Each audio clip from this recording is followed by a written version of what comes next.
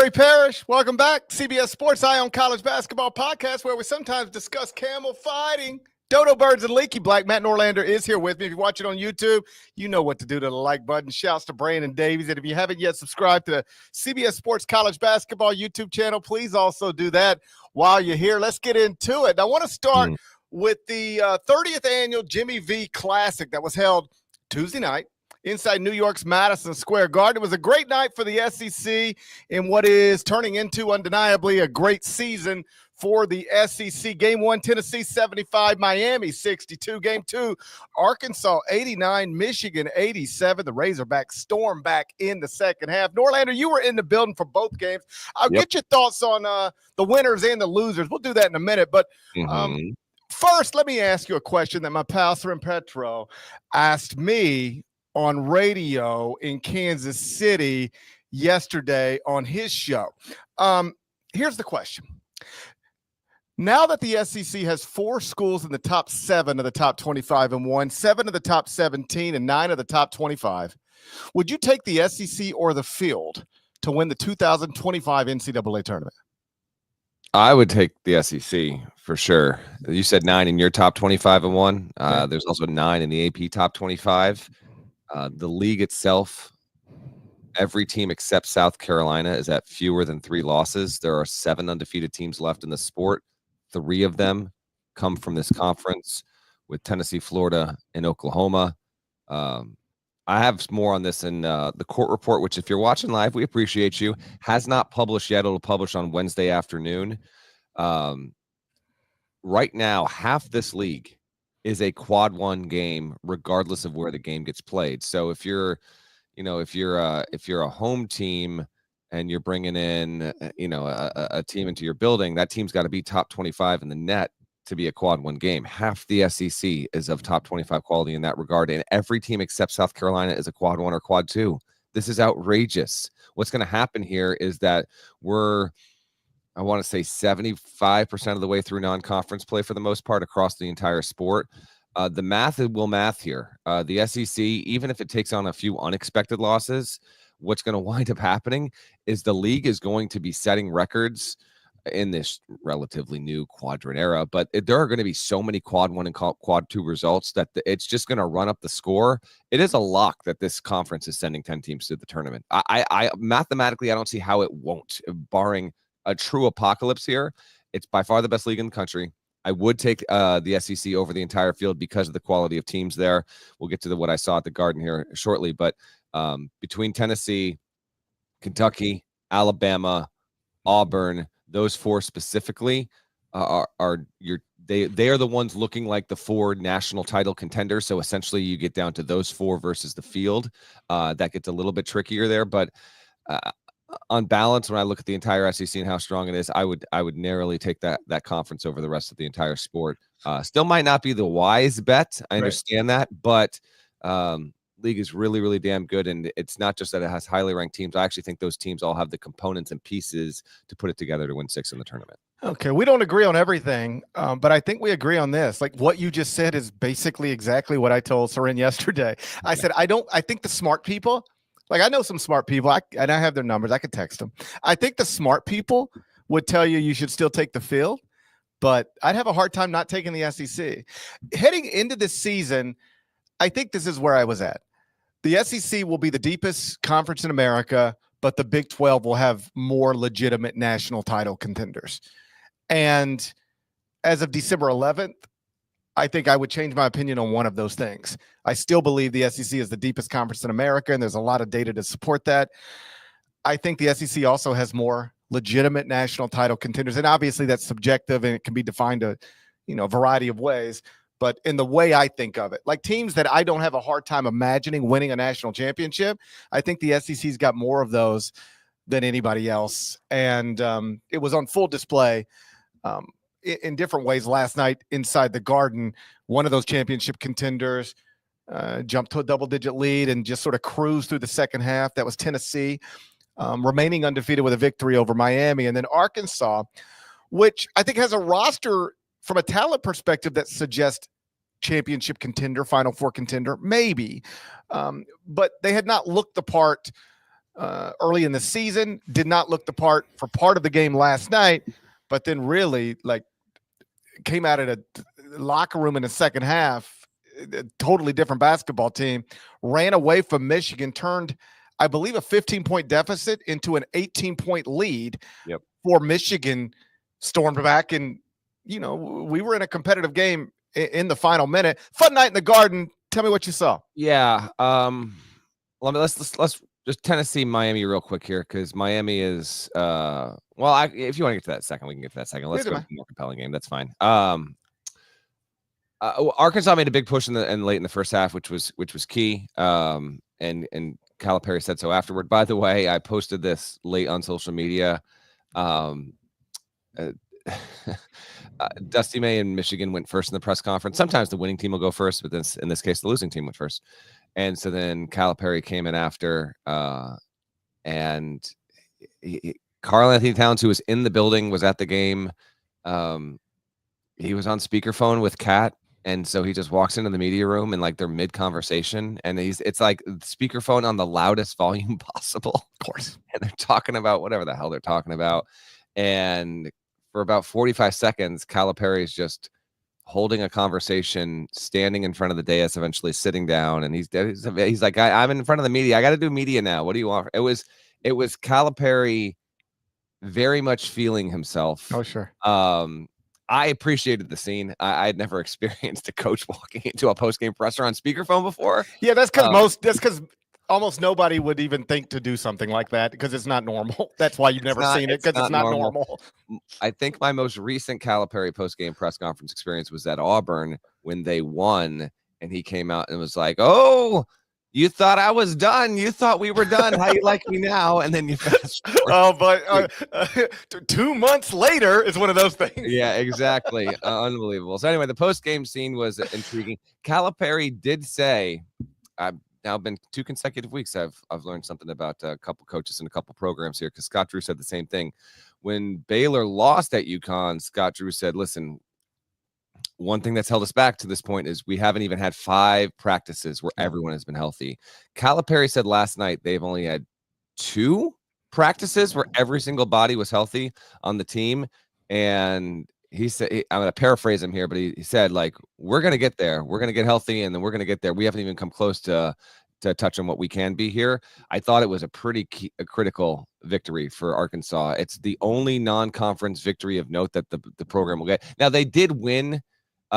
They won at Miami, so it is a road game, but Miami's not good. It's lost 7 in a row. We'll talk to them about them briefly in a second here. But Arkansas now being 8-2 instead of being 7-3, getting a win over a Michigan team that only took its second loss of the season. Michigan's 2 losses are by a total of 4 points here. Nice developments for the Razorbacks, particularly because like Janelle Davis hasn't been what they hoped he would be to this point. DJ Wagner had himself a nice night, and him and Boogie Flan playing off each other. I think that Arkansas, in order for it to be top 15, top 20 quality, like it's going to be those 2 players and their chemistry and then making them go. Now, Oduthiero has been tremendous this season and has been the team's most valuable player start to finish to this point. No doubt about it. Trevon Brazile missed a couple of foul shots. On the other end, he comes down, he blocks. Vlad Golden in a big moment, unquestionably. Then he gets the ball, he goes back, and he makes good on it on the foul line again there. So Brazile had some good moments there. He only played Carter Knox got on the floor for 13 minutes. So I guess if you want to say he played 7 guys, sure, he played 7. Big Z played 9 minutes, but a little bit of a tightened rotation there. Impressed by Arkansas being able to reel that off. They use their athleticism, they use their ability to get in the passing lanes, to muck the game up. And Michigan it had opportunities, but this to me was a good job by Calipari and Arkansas to get this win. A really good environment, not a great environment, but a pretty good environment there. Michigan fans, Arkansas fans showed up well. Juwan Howard was sitting courtside directly opposite the Michigan bench, which for a quick second I was like, this is kind of weird, but also kind of cool. And then I was like, oh, but isn't his son? Yes, his son is on the team. So it would make all the more sense that he would be in the building when Jace Howard is obviously still on the Michigan roster there. So he got an up close and personal look. I was sitting right behind Tyrese Maxey, who took in the game as well. So, as usual, big college hoops game, some stars are going to come out and watch that one. But really good night for the SEC. And I thought an important win for Arkansas. GP, I know I'm going monologue version here, but I did ask Calipari in the post game one about the strength of the SEC, and he gave me some good stuff, and that'll be in the court report. But I also said, hey, do you believe that this win was pretty critical because it was your last opportunity in non-conference play to notch a notable victory against a high major opponent? He didn't shut it down. He said he didn't think so. He didn't think that was the case. And then he went into why they he never thinks what you think. I know. Well, he was the way he handled it was fine, but he basically was saying no here, and here's why, because the injuries, and he went in onto all that. I disagree. I think if they didn't need to have this win, I just think it's going to wind up being tremendously valuable, because last thing for me, then take it away. Mm-hmm. He had a funny little line where he was like, I was looking at the SEC, and I don't know if he was looking at it 2 days ago or if he was looking at it in the first week of the season. And he basically admitted, like, you're looking through and you're looking for the wins. Like, you're looking, and he goes, and then I'm thinking, are we the win? Like, if you can't spot the sucker, the line from Rounders, if you can't spot the sucker at the table in the first 30 seconds, you're the sucker. Right.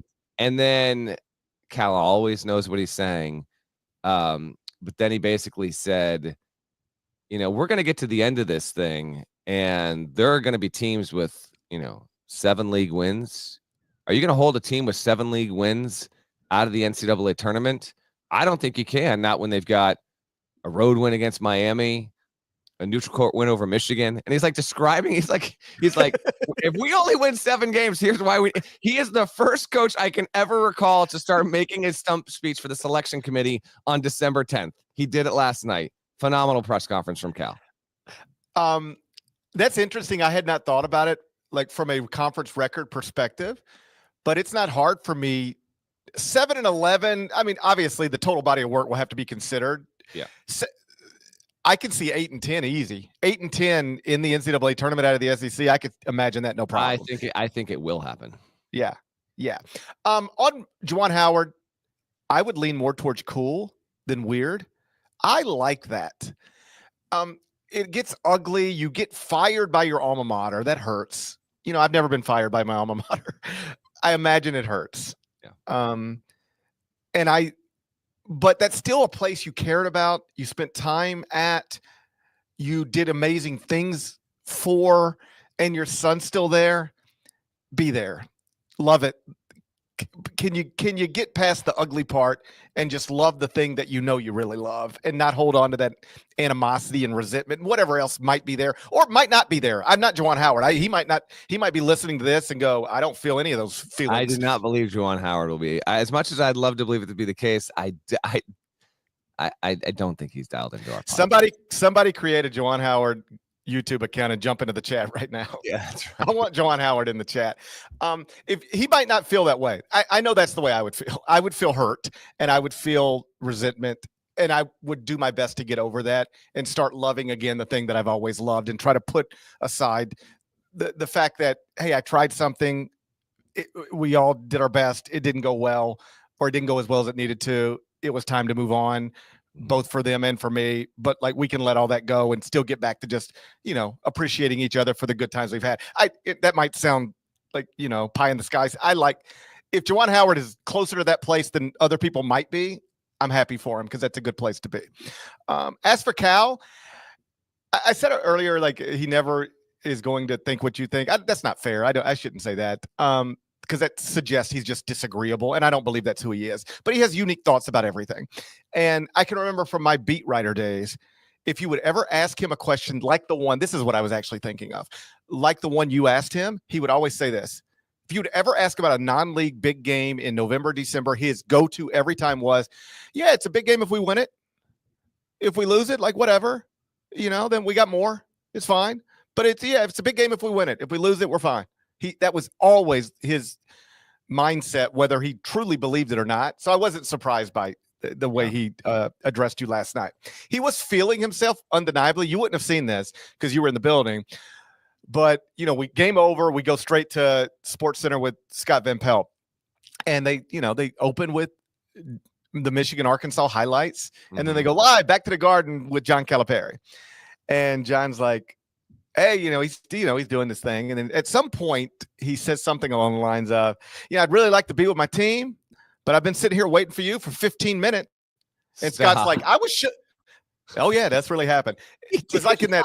This. Oh, I swear to God. Look it up. He's like, I've been waiting for you. Was it like truly in jest, or like a little bit like I got to get back there? It was one of those jokey, but like I'm also like tired of standing here. It was one of those type of deals. Like, hey, I'm just goofing around with you, SVP. I love you, but I have been standing here for 15 minutes, and I'm tired of standing here for 15 minutes waiting on you. And Scott was like, I was showing your highlights.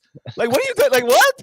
And then, and so it got to this little thing. It was, I don't want to overstate it. It was nothing more than what I'm saying it was, but it was what I said it was. And it was and then Billis comes on later, and Billis was like, I really would like to get out of here. I've been waiting around on you.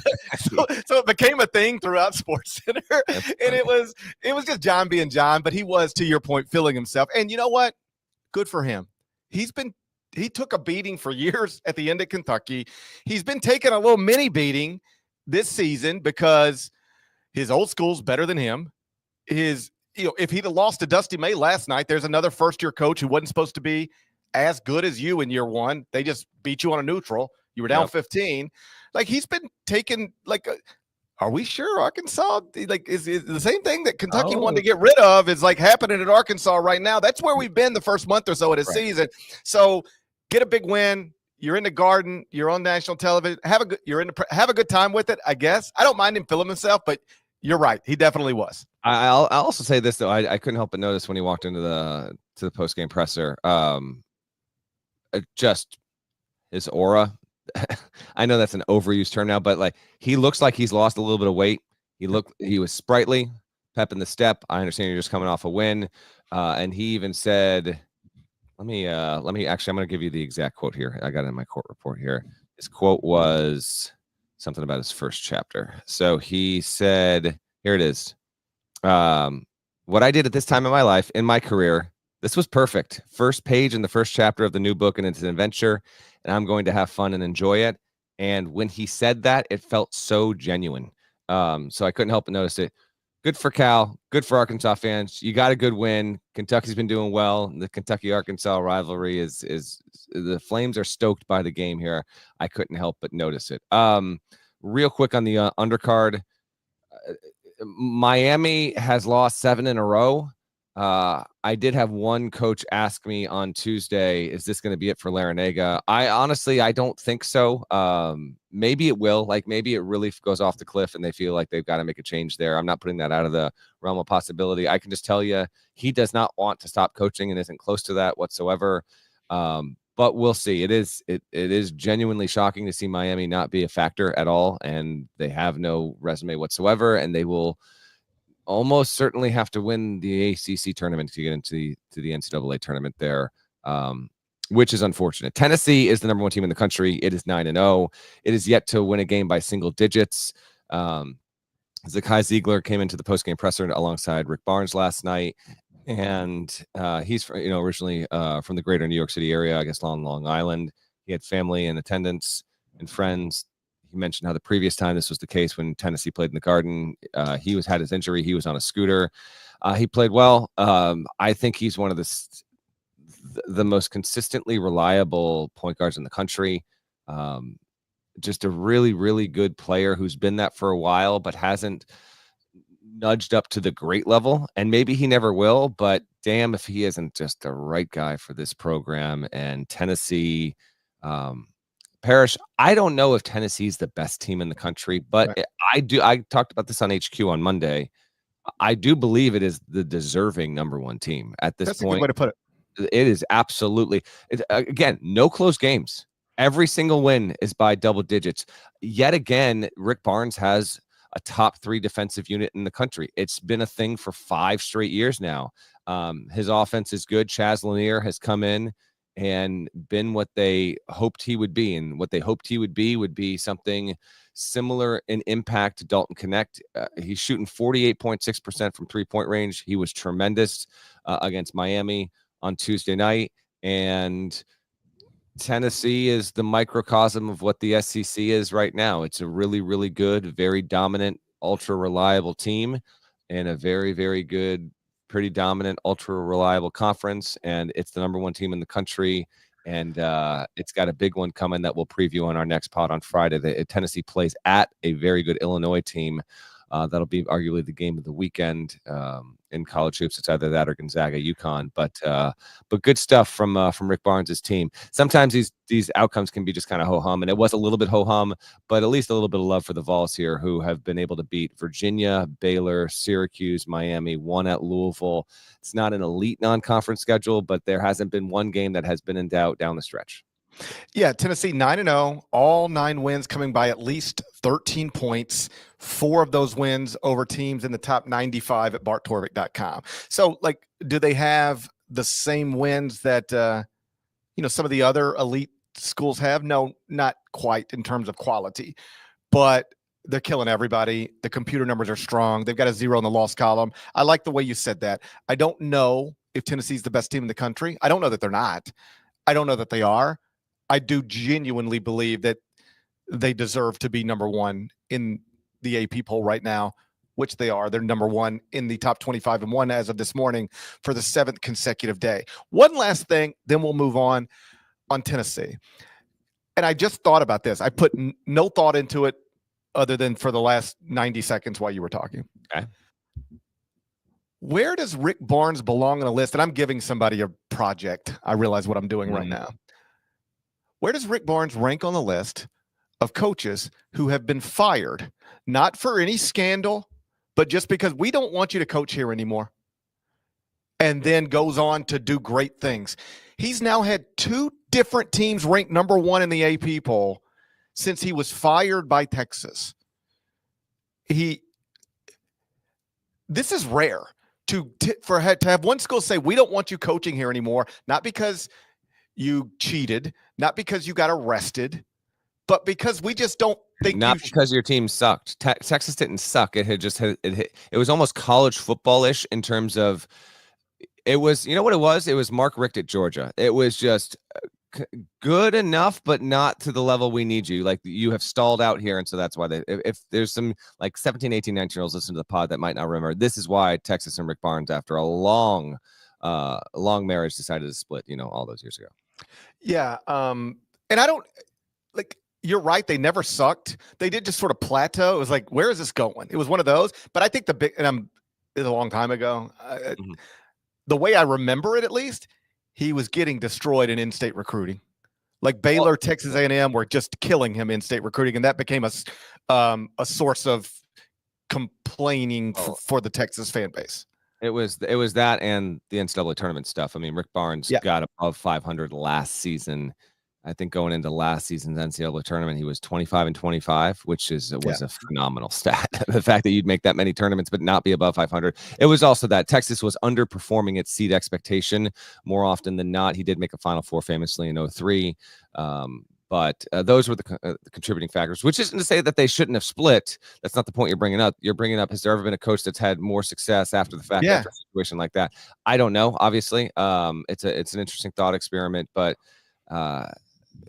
damn, Tennessee, your reality. I mean, you hired Donnie Tyndall at one point. He got himself caught in a scandal, and he was out barely before he arrived. And that leads to getting Barnes. And because of that, Tennessee has been one of the top 10 programs in the past 10 years in college basketball. I'm proud to let you know Juwan Howard has entered the chat. Oh, really? What did Juwan Howard have to say? He just wanted to say what's up. John, he enjoys the pod. He says, keep up the good work. Juwan, I appreciate you hopping. I appreciate it's good to catch up with Juwan. Good to see him here. Good to see him here. Hey, we'll do the Wednesday whip. Is it Wednesday? It is Wednesday. We'll do the Wednesday whip around next. First, let's get a word from our partners. Historic rivals with unforgettable seasons meet in a game of honor. The Army-Navy game presented by USAA, December 14th on CBS.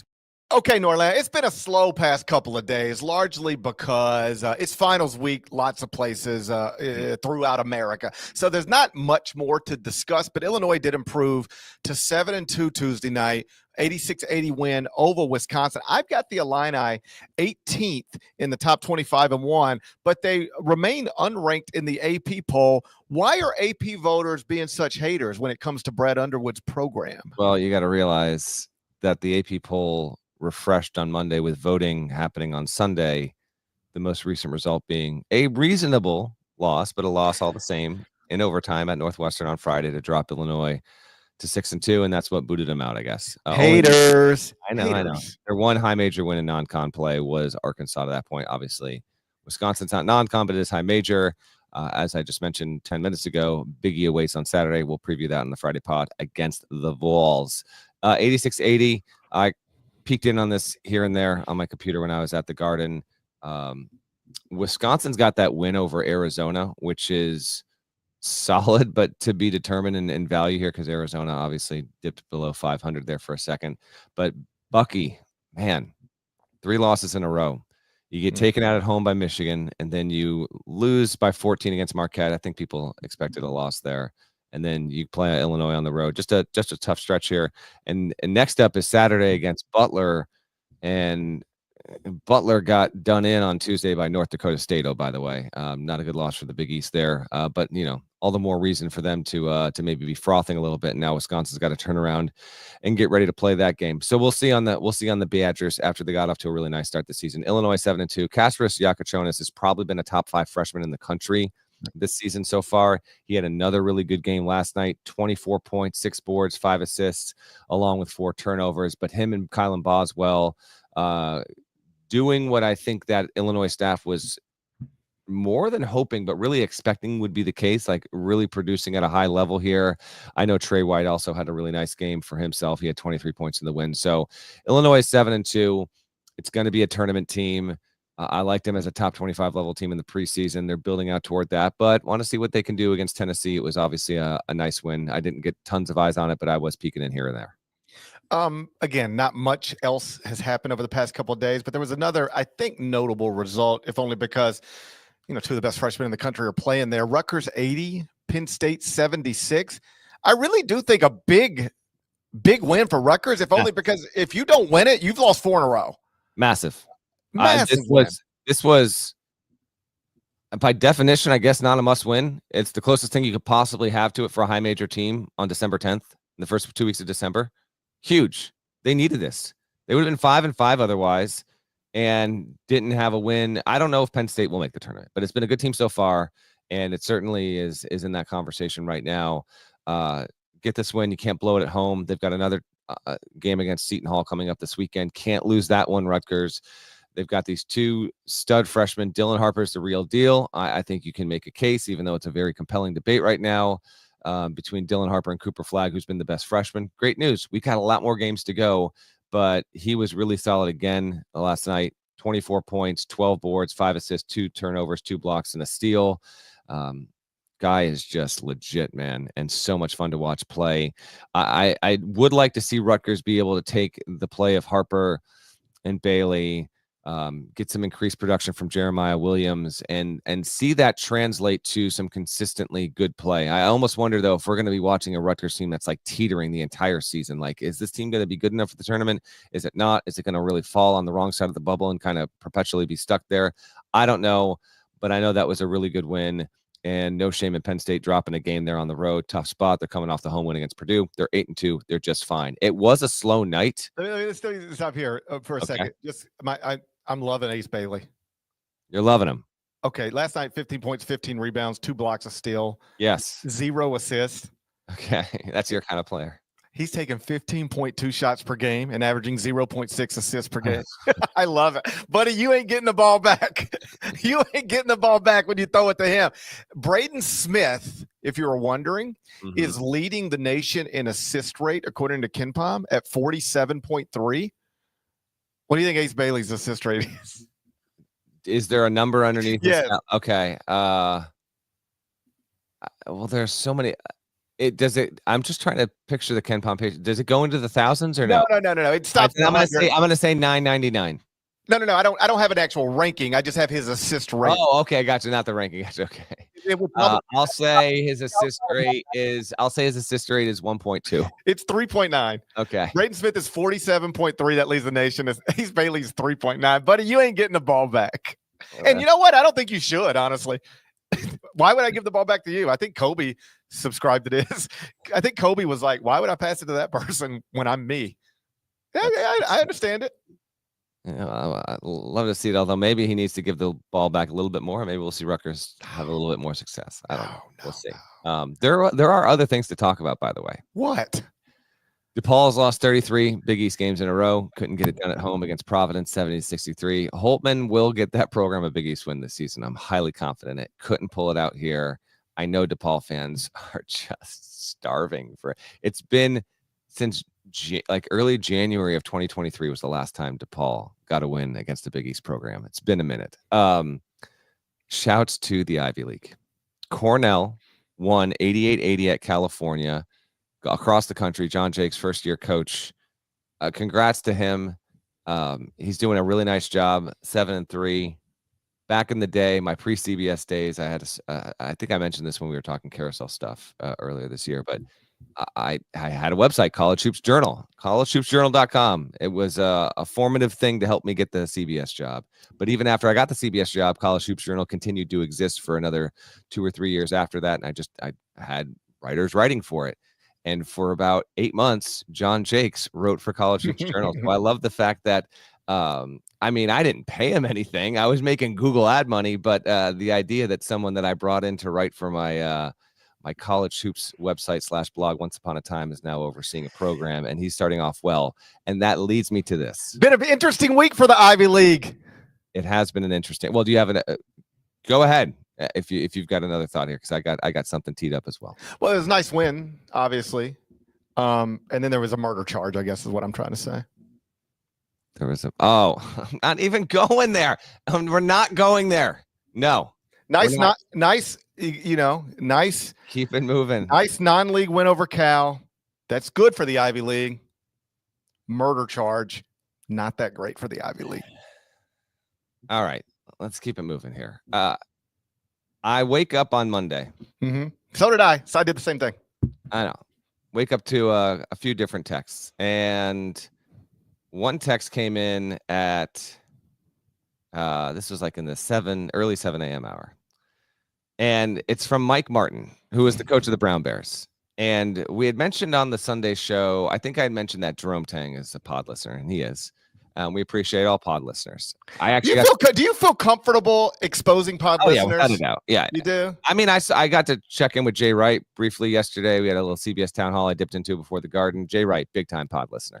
I don't feel comfortable exposing people as pod listeners. I'm not comfortable with that. Why not? For me, it feels like I just can't do it. I like that you do it. I like that you do it. I can't do it. Mike Martin has been waiting for this moment. So I mentioned that Jerome listens to the show, and it's just a point of reference, not like a point of bragging or whatever. Like sometimes we have coaches reach out to listen to the show. I don't think about this when we do the show. When you invoke murder charges, I don't think about who might be listening, but whatever. That's beside the point. Do you think Luigi was ever listened to the pod? So Mike Martin texts me and he goes, "Can't even get a mention in the Whiparound." Rhode Island beats Providence, but it's got this huge game against the Brown Bears coming up. We've won 5 straight. And this is a direct quote from his text. Active pod listener, Brown coach. And we've got one of the more underrated stars at the mid-major level in Keno Lilly. And so I hit him with the Jerry Seinfeld, "Who is this?"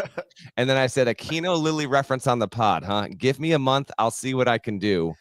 And then he literally texted, "I was thinking Wednesday, the Brown Bears might get a small mention if we knock Rhodey from the ranks in the unbeaten." I said, "That's a lock." And so he goes, "That's my motivation for tomorrow night." Lo and behold, I'm at the Garden last night, live from the Garden. And I'm watching the game. I've got the Brown Rhodey game on my laptop. I took pictures. They won. I sent them to Mike Martin. And he goes, we are now pod mention worthy. You are. Congrats to the Brown Bears. Also 7-3. Rhode Island no longer undefeated. Keno Lilly, stand up right now. 23 points, 10 assists. It's Keno Lilly Jr. Keno Lilly Sr. also quite the player in his day. This is a Brown program. Mike Martin, you're getting. Don't text me again asking to get on the show. Okay, this is a Brown program that last season got to the Ivy League title game and almost beat Yale to get the auto bid, and it slipped away in the final couple of minutes there. But they've got a shot. The Ivy League is genuinely really, really good this season. Yale is the highest ranked team in the league. It's 5-5. But Princeton's 8-4, might have an NBA player. Columbia's 10-1. Cornell and Brown both 7-3. That's a really good league. Congrats to Brown. Awesome scene there in Rhode Island as the Bears knock off Rhodey 84-80. Keno Lilly, stand up. Good on you guys. Did you say who they got next? Did you say what's on tap for the Brown Bears? Here's what's coming up. No, seriously. We might talk about them again. Well, they're at Kansas and then they're at Kentucky. Now, the Kansas game is in 11 days. And then they got Kentucky 9 days after that. So imagine going to an Ivy League school and in a span of a few weeks, you have to take your finals and play at Kansas and Kentucky. That sounds like hell. Who wants to do that?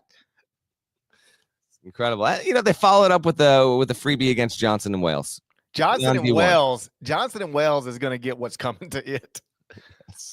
This is the remainder of Brown's non-conference schedule. Kansas, Kentucky, Johnson, and Wales. That's it. There is never a moment where I thought we would talk about the Browns' remaining non-conference schedule. Well, there we go. And in all seriousness, Mike Martin's a great dude. And yes. I think he might be our most dedicated listener that's a Division I coach. He has been a long-time listener. He listens on his workouts and jogs and all that kind of stuff. He'll text me stuff about the show in between grinding tape, obviously. All right. So he was overdue a mention. We appreciate Mike and his listenership and spreading. And by the way, very much one of us. Let's be clear about that. That's good to know. That's really good to know. This all comes, I believe, like less than a week after I asked you, you think there's a chance Rhode Island could be the last remaining undefeated team in the country? And you said no very quickly. But what you should have said is no, because Brown's on the schedule, idiot. Well, there we go. It is. Hey, Mike, go split these next two, and I will show up to the pod in a Brown Bears t-shirt. Yeah, that's a deal. But also as a bear. I'll wear a bear head. I'll dress up as a bear. All right, so Brown's got to pull off a dub at Kansas or Kentucky. You'll show up on the pod with a bear head. I'll rock a Brown shirt if that happens. I can make it happen. Mike, you might need to mail us. I'll show up looking. By the way. Not even gonna say it, but I'll be a bear head in a Brown Bears shirt if you can split these next two games. That's a promise for me. That's all you got to do. Been an interesting week for the Ivy League, if you know what I'm saying. I know exactly what you're saying. Why is it? It was the talk on Press Row last night. Why you sitting down at McDonald's? Why are you even doing that? You gotta take that to go. You gotta take it to go. I don't understand it. I don't get it. I mean, I'm not even trying to evade police, and I don't sit down in a McDonald's ever. And I'm not trying to evade authorities. Nobody's the looking over under on the last time I sat down at a McDonald's, buddy. We're talking like, I'm not exaggerating. Like 2002. Yeah. No offense to the people that choose to go and sit down at McDonald's. No. I just don't eat McDonald's, period. So the last time I would have sat down at McDonald's, it's been a long time. Yeah, I just think you're gonna sit down at McDonald's. You better have kids and a clean record, and low self-esteem. I think that's what it takes. Situation. Oh, I can actually, you know what? I can tell you the last time. We got to wrap this pod here. I do remember the last time I sat down at McDonald's because I was visiting friends. I went out to catch a Syracuse game like January of 2007, something like that.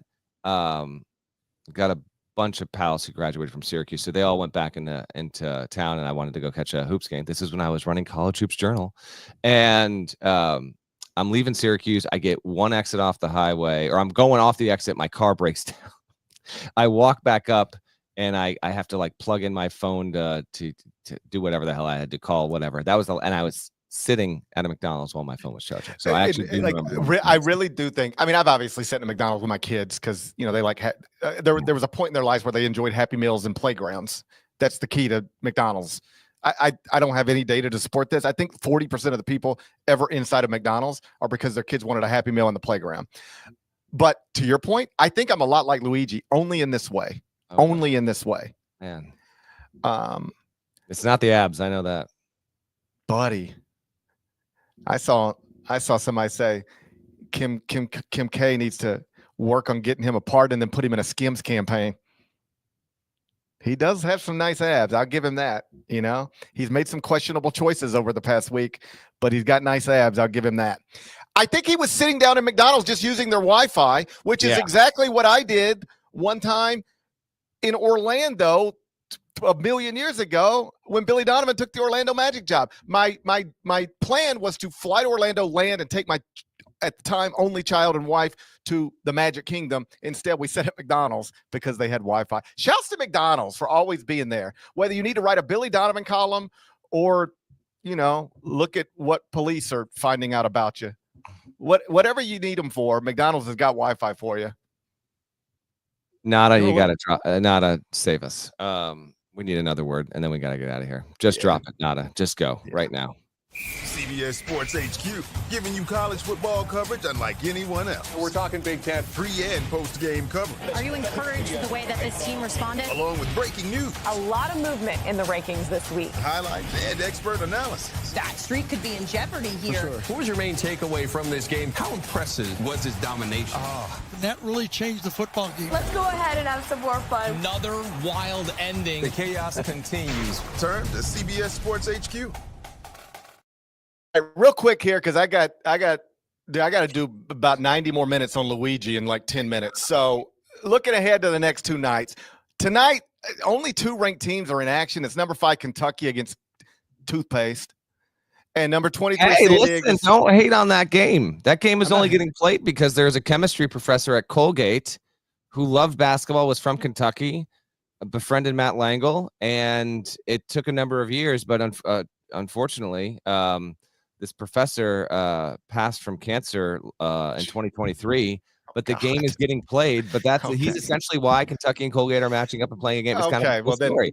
But you're saying Kentucky's playing Toothpaste. Okay, then I take it back. I take back what I said. That was wildly disrespectful. You never know what people are going through. Or you never know what people are going through. I'm over here talking about Kentucky and Toothpaste, and you're like, there's real tragedy. This game is being played in the honor of a beloved professor from Colgate who had Kentucky roots, but sure, go ahead, crap on it. That's on me then. I'll take that one. I'll take that L. Okay, that's on me.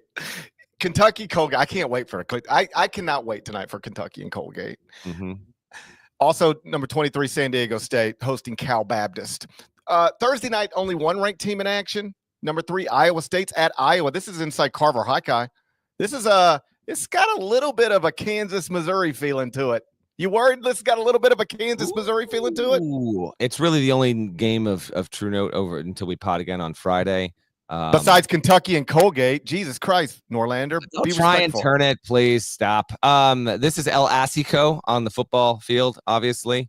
We might as well adopt that name for the basketball. It's one of the great it's one of the great nicknames. Instead of El Clasico, this is El Asico. There is a chance that we could have a Missouri, Kansas kind of situation here. Iowa is 7-2. It's got wins over Washington State and Northwestern. Those are top 75 teams, but a good opportunity for Fran McCaffrey's crew at home to get a win. This game can sometimes get a little bit quirky. ISU and Iowa fans know what I'm talking about there, but Iowa State's only loss, I saw it in person, 2 points in a thriller against Auburn in the first round of the Maui Invitational. I bet you love that. Oh, I was loving it. It was just incredible. Someone had to lose. But that is a good game. And it is a big one for Iowa to establish itself a little bit of a better resume. It's got one more game of note in non-conference play against Utah. So yeah, that's the game of note. Otherwise, I don't know. Get your shopping done. Yeah, catch up on some shows. I'm behind on the Christmas shopping. I gotta I got to finish a court report. I got to get that done. I'm behind the ball here on this. Oh, it sounds like your life is so hard. Have you done your Christmas shopping yet? Yes. Yeah, 2 weeks to the day, Christmas. Yes. My wife sends me links and I just order stuff. Whenever she sends a link, I order. Operate like that. I like to offer a little bit of surprise. Like I put some thought into it, and occasionally, yes, if you send me something, I can oblige that. But I like to put some real thought into it. Not be like, send me a link, and I'll just hit click, and it'll just show up on our doorstep. I can't. I'm tired of thinking. I think I've thought enough. All right. I think I've thought enough. It's 10:51 on a Wednesday. I feel like you got a long road ahead of you. Oh, man, you don't even know. Shouts to Devin Downey. Shouts to Chester, South Carolina. Terry Teagle, he's a legend. Hook and Larnell. Thank you guys once again for watching and listening to Eye on College Basketball Podcast. If you're not subscribed, please go subscribe. Anywhere you subscribe to podcasts, that's Apple, Spotify. Those are options. There's more of us than there are of them. That should be reflected in the comments. So please do that. And maybe someday you'll see me in a bear costume. Hard to say, but you never know. We'll talk to you again on Friday. Till then, take care.